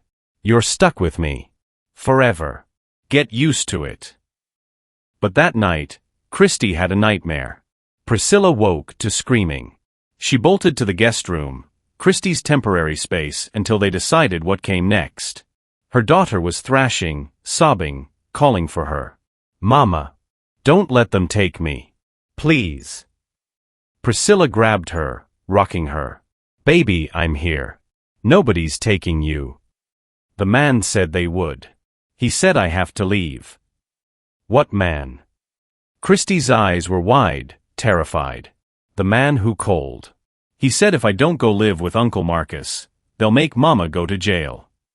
Priscilla's blood turned to ice. "Someone called you?" Christy nodded, tears streaming. "On my tablet. Last night. I didn't tell you because I was scared." "Show me." Christy pulled out her tablet with shaking hands. Priscilla scrolled through the call history. Unknown number. 10-minute call at 11:47 p.m. Someone contacted my 7-year-old daughter. Rage unlike anything she'd ever felt consumed her. She grabbed her phone and called the one person who could help. "Andrew. I need a favor." Andrew Chun, Gabriel's former CFO, the man who'd warned them about Vanessa, arrived within an hour. He looked terrible. Thinner. Older. Guilt etched into every line of his face. "I owe Gabriel everything," he said quietly. "After what I did, stealing his company, I'll do whatever it takes to make it right." "I need you to find out who called my daughter," Priscilla said. "And I need dirt on Marcus's lawyer. Everything. Affairs, fraud, parking tickets. I don't care. I need ammunition." Andrew nodded. "Give me 48 hours. Meanwhile, Gabriel made a call of his own. To his brother. David Hartman answered on the fourth ring. "Gabriel. I need your help." Silence. "Then, you haven't called me in 6 months." "I know. And I'm sorry." Gabriel's voice cracked. "I was angry. I thought you abandoned me. But I need you now. Priscilla, the woman I love, she's about to lose her daughter because of me. And I can't let that happen. What do you need? You're still a judge, right? Family court. Yeah. Then I need you to look at a custody case. Marcus Jennings versus Priscilla Jennings. And I need you to tell me how to win." David was quiet for a long moment. "Gabriel, I can't interfere with an active case." "I'm not asking you to interfere. I'm asking you to help me understand the system. Please, David. I'm begging you." Another pause. "Send me the documents. I'll see what I can do." "Thank you." "Gabriel." David's voice softened. "I'm sorry I wasn't there. After the accident. I should have been. You're here now. That's what matters." 48 hours later, Andrew returned with a file. "You're not going to believe this," he said, spreading documents across Gabriel's desk. Priscilla and Gabriel leaned in. Marcus's lawyer? Daniel Foster. Prestigious. Expensive. Clean record. Andrew paused. "Except he's not." "What do you mean?" Gabriel asked. "Foster's been disbarred twice in other states under different names. He's a ghost, specializing in revenge cases for wealthy clients. And guess who's paying his retainer?" He slid over a bank statement. Priscilla's hands went numb. "Vanessa Hartman, $250,000 retainer. She's orchestrating this from prison?" Gabriel's voice was ice. "Apparently." Andrew pulled out another document. "But here's the kicker. Foster has a warrant out in Nevada for witness tampering. If we can prove he contacted Christy, a minor, without parental consent, we can get him arrested and disbarred." Again. Priscilla grabbed the tablet. "I have the call logs. The recording." Andrew smiled grimly. "Then we have him." The custody hearing was set for Friday. 3 days away. Priscilla barely slept. Barely ate. Christy clung to her constantly, terrified. Gabriel worked around the clock with Andrew and David, building their defense.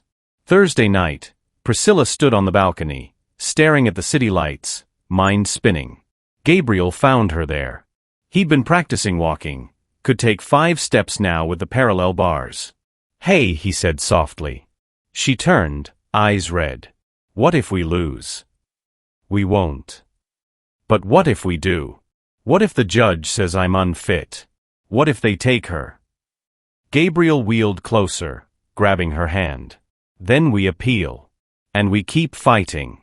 For as long as it takes. I can't lose her, Gabriel. She's everything." "I know." He pulled her down to eye level. "But you're not doing this alone. You have me. You have David. You have Andrew. You have an army. Why are you doing this?" Her voice cracked. "You could walk away. Find someone easier. Someone without all this baggage." "Because I don't want easy."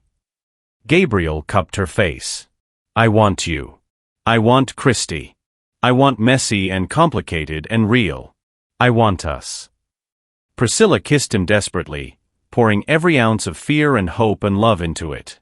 When they pulled apart, Gabriel whispered, "Marry me." Priscilla froze. "What?" "Marry me."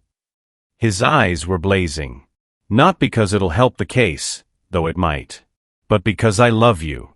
Because I want to spend the rest of my life proving I'm worthy of you. Because you and Christy are my family now, and I want to make it official."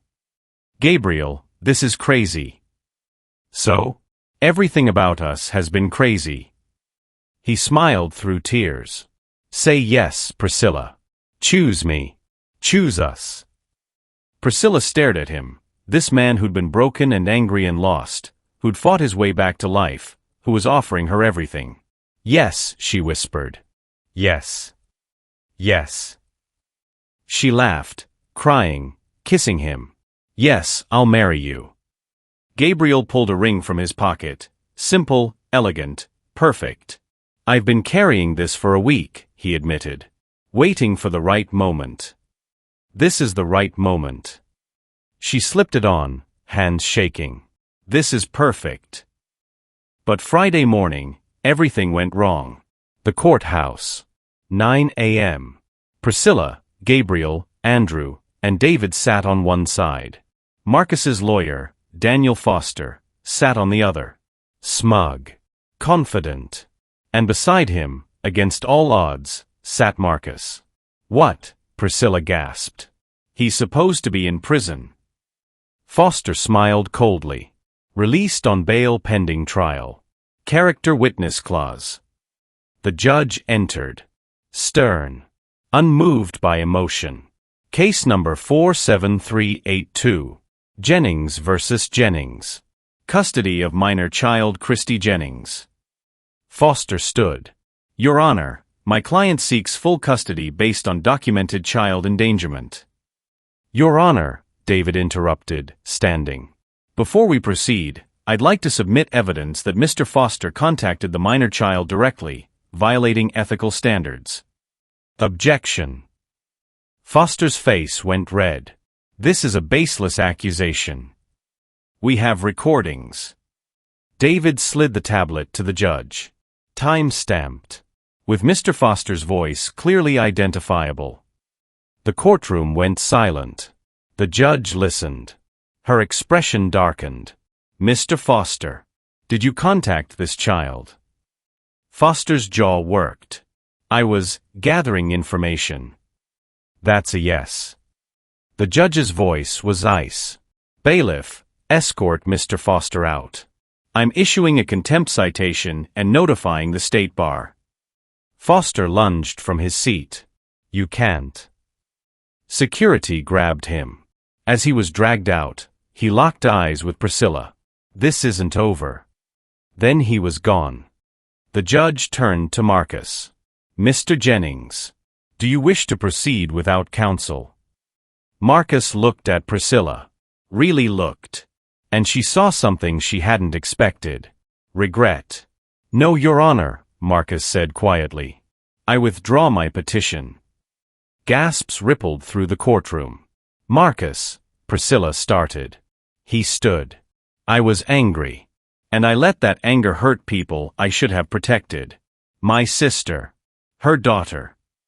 His voice cracked. "I don't deserve custody. Priscilla is a good mother. The best. And I'm sorry." He walked out without another word. The judge cleared her throat. "Ms. Jennings, custody remains with you. Case dismissed." Priscilla collapsed in the hallway, sobbing. Gabriel held her. Christy ran into her arms. Andrew and David stood guard. "It's over," Gabriel whispered. "It's over." But even as relief flooded through her, Priscilla couldn't shake the feeling. Foster's eyes. "This isn't over. Who hired him? Who else is coming for us?" She pulled back, looking at Gabriel. "We need to disappear for a while. All of us." "Where?" "I don't care. Anywhere they can't find us." Her eyes were fierce. "Anywhere we can just be a family." Gabriel nodded. "Then let's go." #Clapperboard Act 9, Resolution. 6 months later. Somewhere on the California coast. The morning sun painted the ocean gold. Waves crashed against rocks.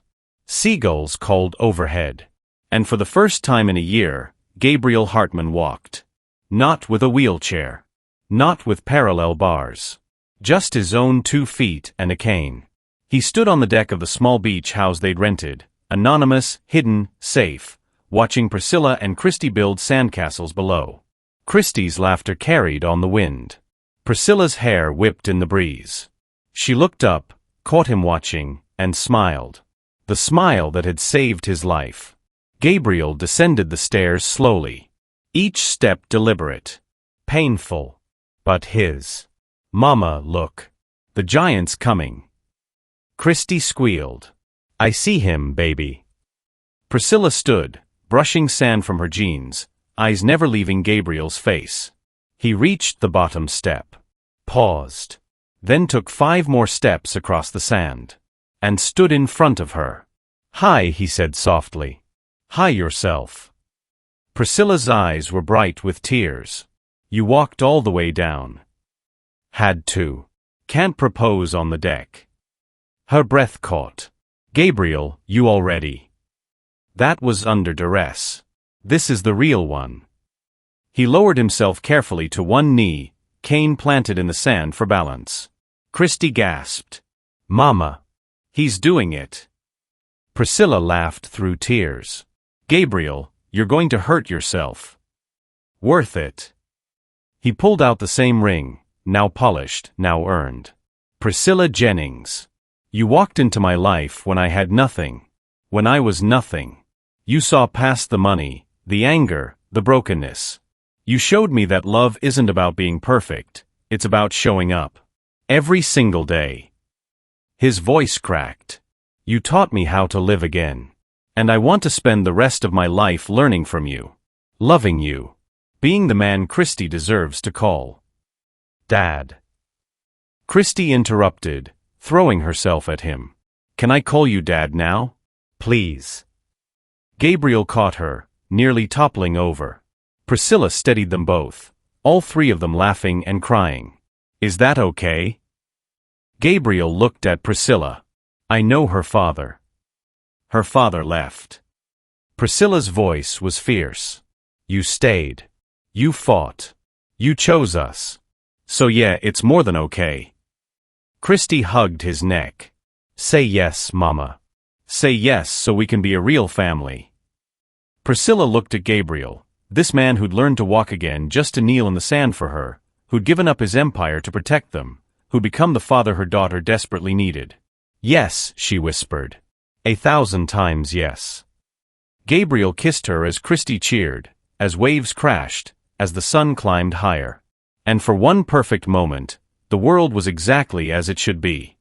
But that afternoon, reality found them. A black SUV pulled up to the beach house. Gabriel saw it first. His body tensed. "Priscilla. Take Christy inside." "What?" "Now." Priscilla grabbed Christy's hand, moving toward the house. But the SUV door opened, and a woman stepped out. Not Vanessa. Not Marcus. David Hartman's wife, Elena. "Gabriel." She waved. "It's just us." David emerged from the driver's side, hands raised. "We're not here to cause trouble. We just wanted to talk." Gabriel relaxed slightly. "How did you find us?" "Andrew." David walked closer. "He said you needed to know something. That you couldn't keep running forever." "Know what?" Elena pulled out a folder. Vanessa and Foster weren't working alone. Inside the beach house, they spread documents across the table. Priscilla held Christy close. Gabriel sat beside them, Kane leaning against his chair. "There's a third party," David explained. "Someone who's been orchestrating everything. The lawsuit. The threats. Even Vanessa's attack." "Who?" Gabriel demanded. Elena slid over a photo. A woman. Late 50s. Elegant. Cold eyes. Gabriel's face went white. "No. Who is that?" Priscilla asked. Catherine Hartman. Gabriel's voice was hollow. My mother. Silence crashed through the room. Your mother. Priscilla's voice rose. Why would she? Because I'm an embarrassment. Gabriel laughed bitterly. A crippled son who lost his company, his reputation, everything. She wanted me to disappear. To stop dragging the family name through the mud. David nodded grimly. She hired Foster. Paid Vanessa's legal fees. Even convinced Marcus he could win custody if he played along. And when that failed, Gabriel's jaw clenched. She has one more plan. Elena's voice was gentle. She's filing to have you declared mentally incompetent. To seize control of your remaining assets. To put you in a facility. She can't. She can. If she can prove you're unstable, unfit to manage your own affairs. David leaned forward. Gabriel, she's been building a case for months. Your isolation. The accident. The depression. She's going to argue you need care. Priscilla stood, rage burning in her chest. Over my dead body. There's more. Elena pulled out another document. She's also claiming Priscilla is exploiting you. That she's a gold digger who manipulated you while you were vulnerable. That's insane. It doesn't matter. David's voice was heavy. She has lawyers, money, influence, and the hearing is in 2 weeks. Gabriel stood abruptly, knocking his cane over. Then we go back. We fight. Gabriel, Priscilla grabbed his arm. No more running. His eyes were blazing. I've spent a year letting people take things from me. My company. My dignity. My life. But I won't let her take you. I won't let her take our family. She's your mother. She stopped being my mother the day she decided I wasn't worth saving. Gabriel's voice cracked. You're my family now. You and Christy. And I'll fight her. I'll fight anyone. Priscilla pulled him close. Then we fight together. Christy tugged Gabriel's shirt. Are we going home? Gabriel knelt, eye level with her. Yeah, short stuff. We're going home. And we're going to win. Promise. Promise. 2 weeks later. Los Angeles Superior Court. The courtroom was packed. Catherine Hartman sat on one side, designer suit, perfect hair, surrounded by lawyers. Gabriel sat on the other, flanked by Priscilla, David, Andrew, and Agatha. Christy sat in the gallery with Elena, clutching a stuffed bear Gabriel had won her at a carnival. The judge entered. Case 52847. Hartman versus Hartman. Petition for conservatorship. Catherine's lead lawyer stood. Your Honor, we're here because Gabriel Hartman is a danger to himself. Since his accident, he's exhibited reckless behavior, isolated himself, and made questionable decisions, including cohabiting with an employee he barely knew. That employee is my fiancée, Gabriel said coldly. Exactly. The lawyer smiled. A relationship that began while you were medicated, vulnerable, and traumatized. We're not saying Ms. Jennings is malicious. We're saying you weren't capable of making sound decisions. I'm capable now. Are you? The lawyer approached. Can you walk without assistance? Gabriel's jaw clenched. I use a cane. Can you work? I'm rebuilding. Can you provide for a family? I have assets. Assets your mother believes you're squandering. The lawyer turned to the judge. Your Honor, Mr. Hartman needs help. Professional care. Not a romantic relationship born from crisis. Priscilla stood, shaking with rage. You don't know anything about him.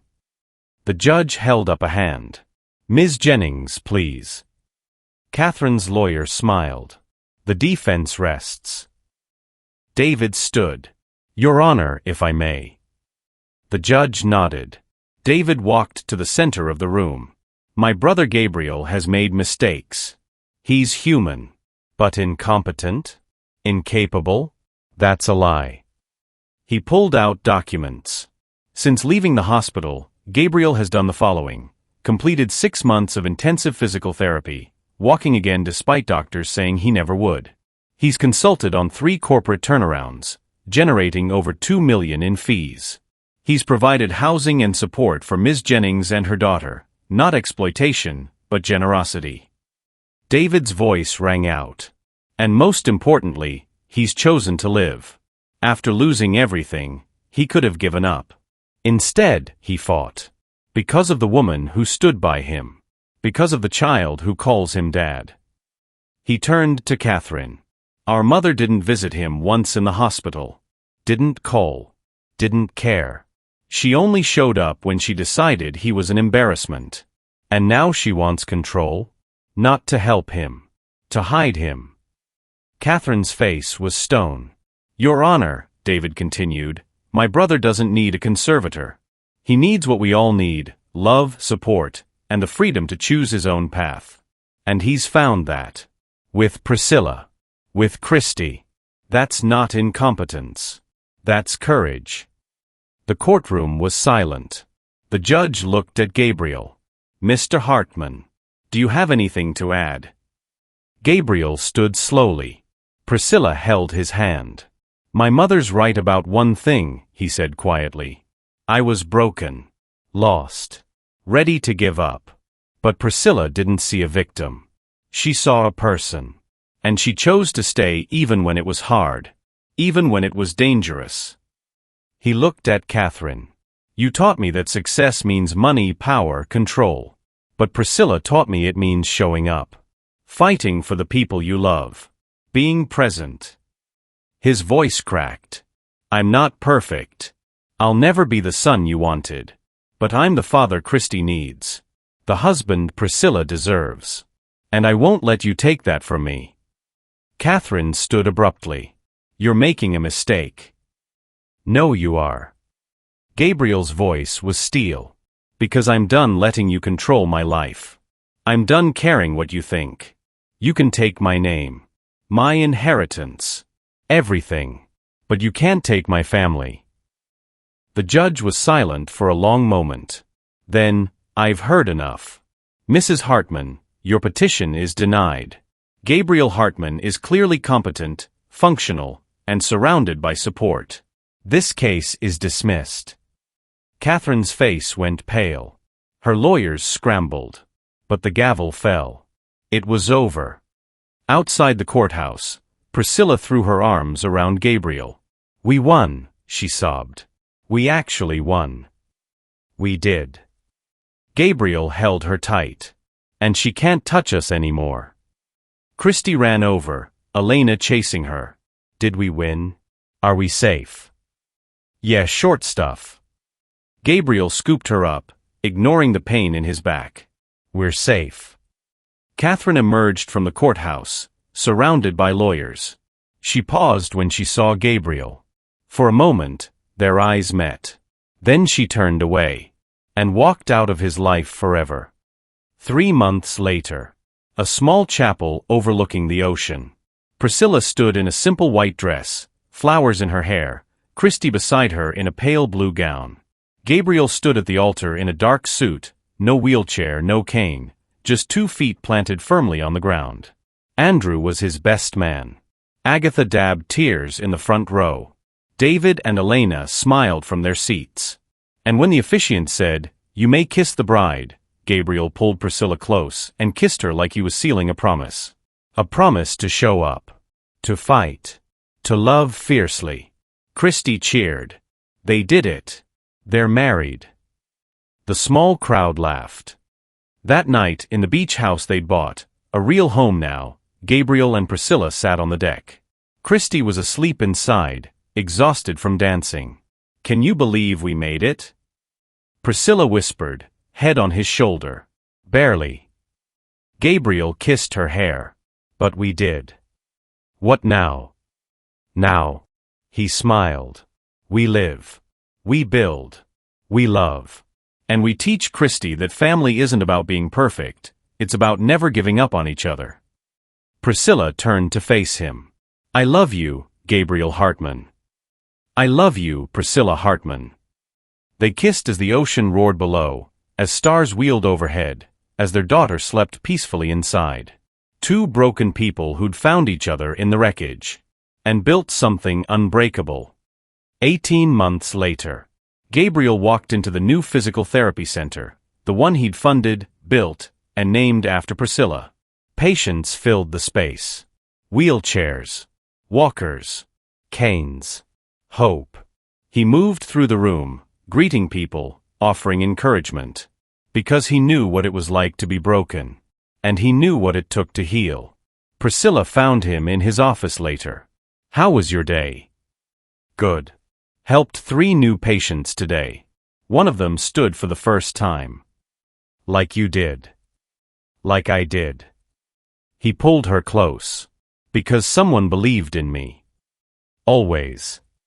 Christy burst in, now 9 years old, backpack swinging. Dad. Guess what? I got an A on my science project. That's my girl. Gabriel scooped her up, spinning her around. Priscilla watched them, heart full. This is everything. That night, as they tucked Christy into bed, she asked, Dad, will you tell me the story again? Which story? About how you and Mama met. When you were broken and she fixed you. Gabriel sat on the edge of her bed, Priscilla beside him. I wasn't broken, short stuff. I was lost. And your mama didn't fix me, she showed me how to fix myself. By loving you? By showing up. Gabriel kissed her forehead. Even when it was hard. That's what love is. Showing up. Every single day. I'm gonna do that too, Christy said sleepily. When I grow up.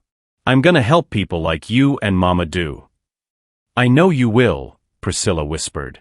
We're so proud of you. Christy's eyes drifted closed. Love you both. Forever. Forever, they echoed. Outside her room, Gabriel pulled Priscilla close. Thank you, he whispered. For what? For begging me not to hurt you that first day. For staying when I pushed you away. For choosing me when I couldn't choose myself. His voice cracked. For giving me a family. A life. A reason. Priscilla cupped his face. You gave me the same thing. They stood in the hallway of their home, wrapped in each other, wrapped in the life they'd fought so hard to build. And they knew, no matter what came next, they would face it together. Because that's what family does. They show up. They fight.